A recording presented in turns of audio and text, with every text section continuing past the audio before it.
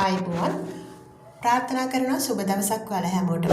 ඔන්න රාමදාන් එකට හදපු තවත් රසම රස සයිඩ් සෑන්ඩ්විච් එකක්. ඒ කියන්නේ සයිඩ් ඩිෂ් එකක් තමයි මේක. චිකන් වලින් හදාගෙන තියෙන්නේ. මාරම රසයි. ඔයාලට පුළුවන් මේක හදලා try කරන්න.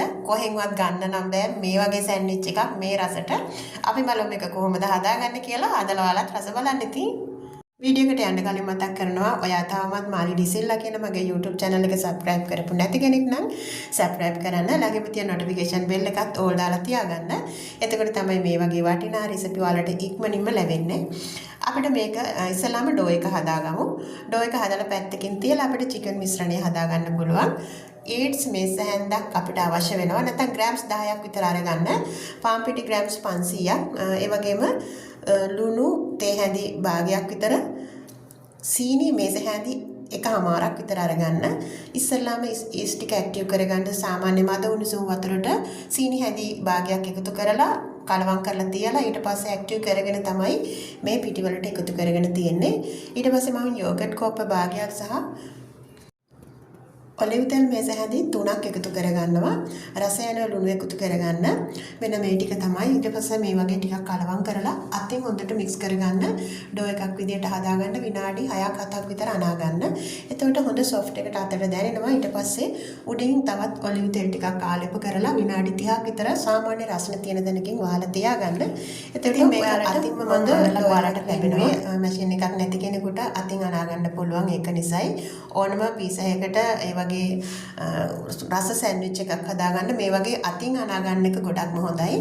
ඉතින් ඔන්න හදලා ඉවරයි. ඊට පස්සේ මම මේක උඩින් තෙල් ටිකක් ආලේප කරලා වහලා පැත්තකින් තියාගන්නවා. සාමාන්‍ය රසනේ තියෙන තැනක. ඊළඟට අපිට අවශ්‍ය වෙන්නේ චිකන් මික්ස් එක හදාගන්න.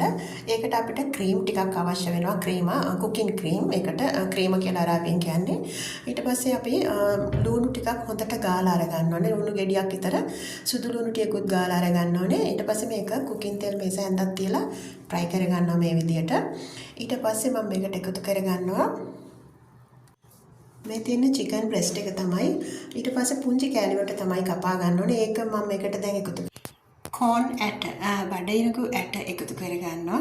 තම්බල තමයි එකතු කරගන්නේ. ඒ වගේම ග්‍රීන් පීස් සහ කුඩාවට චූටියට කපපු හතරැස් කෑලි වලට කැරට් එකතු කරගන්නවා.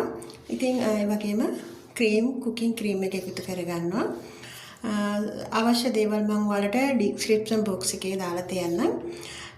ඉතින් මේ ටික එකතු කරගෙන ටිකක් කුක් වුණාට පස්සේ පාන් පිටි මේස හැන්දක් එකතු කරගන්නවා. රස යන ලුණු ගම්මිරිස් එකතු කරගන්න. එච්චරයි 3-5 වර්ග. මේක ටිකක් ඝන වෙනකොට අපි ලිප ඕෆ් කරන්න ඕන. අපිට මේ සෝස් එකත් එක්ක එකතු වෙන චිකන් එක මාරම රසයි. ඉතින් ඔයාලට ඕනම සෑන්ඩ්විච් එකක් පුරව ගන්නත් මේක හදා ගන්න පුළුවන්. තව ඉස්සරහට මම ඔයාලට පෙන්නන්නම් තව සෑන්ඩ්විච් අර මම හදාගෙන තියෙනවා. ඉතින් මේ විදිහට තමයි මේ ක්‍රීම් එක අපි හදාගන්නේ. ඔන්න ටිකක් දිග ලුණු කොළ අපිට අවශ්‍ය වෙනවා. හොඳට සෝදලා වතුර ඉවත් කරලා අරගෙන මම නම් මේකට ඔලිව් තෙල් චුට්ටක් එකතු කරලා පොඩ්ඩක් විනාඩි 2ක් විතර මේ වගේ කලවම් කරගන්නවා. ගොඩක් එපා. විනාඩියකුත් ඇති. අඩු ගින්දරේ පොඩ්ඩක් අපි මේක කුක් කරගන්න ඕන. කැඩෙන්නේ නැති වෙන ගානට තමයි තියෙන්න ඕන. මොකද ඒකොලේ අපිට අවශ්‍ය වෙනවා අර සෑන්ඩ්විච් එක උතා ගන්න. ඔන්න දැන් විනාඩි 30කට පස්සේ අපේ ඩෝ එක පදමට ඇවිල්ලා තියෙන්නේ. වීඩියෝ එක 4 වාර මතක් කරනවා. ඔයාලා තවමත් මාලි ඩිසිල්ලා කියන මගේ Facebook page එකට එකතු වෙලා නැත්නම් දැන්ම එකතු වෙන්න මාලි ඩිසිල්ලා කියලා Facebook එකේ සර්ච් කරන්න. අවශ්‍ය නම් මම ඔයගලන්ට link එකක් දාලා තියන්නම්. ඉතින් මේ තියෙන්නේ දැන් ඩෝ එක අපි තුනී කරගන්න ඕන. පාන් පිටි ටිකක් ගහගෙන ඩෝ එක තුනී කරලා රවුම් කපා ගන්න ඕනේ. සාමාන්‍ය අඟල් 3ක් විතර දිග රවුම් කපාගෙන තුනී වෙන්න හොඳට තුනී කරගන්න. ඊට පස්සේ අපි තෝස හදන පෑන් එක හොඳයි. තේ චුට්ටක් අඩියට ඉස්සෙල්ලාම ආලේප කරනවා. ඊට පස්සේ අපි හදාගත්තු මේ වගේ රොටි ටික තියෙනවා.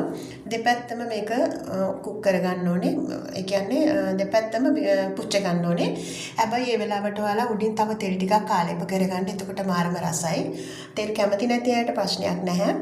ඉතින් මේ විදියට අපි ඔක්කොම ටික හදා ගන්නවා. ඊට පස්සේ ඉතින් සෑන්ඩ්විච් එක හැදුවා වගේ තමයි.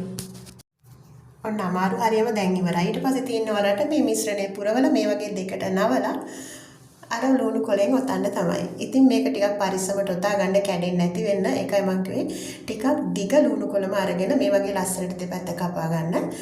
මෙන්න මේ විදිහට තමයි මාරම රසයි ඔන්න අදාගෙන අවසන් කරලා තියෙන්නේ. දැන් ඔයාලට තියෙන්නේ රස බලන්න තමයි. මේක කඩෙන් ගන්න ඕන නම් ගොඩක්ම ගන්න. ඉතින් ලංකාවෙත් ඔය කෑම කඩ කරන අයට මේක ගොඩක්ම තේ කඩ කෑම කඩ කරන අයට මේ අලුත්ම රෙසිපි එක ප්‍රයෝජනවත් වෙයි.